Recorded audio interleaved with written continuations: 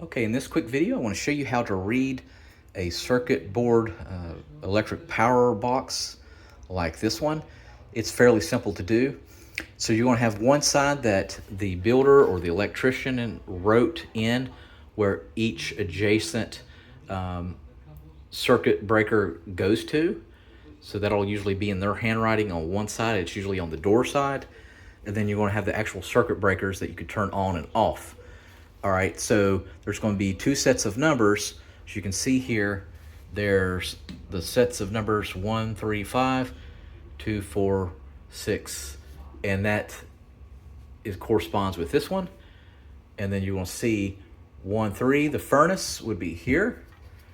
So the builder put furnace right here. So that's going to be the furnace. The water heater is right here. 9 and 8, AC is right there, 9 and 8. The dryer, 5 and 7. And then living room, washer, hood, dishwasher, range, kitchen range. You get it. Now, if you have a bigger home, this is going to be more complex and usually longer. And so you'll have to find the corresponding number.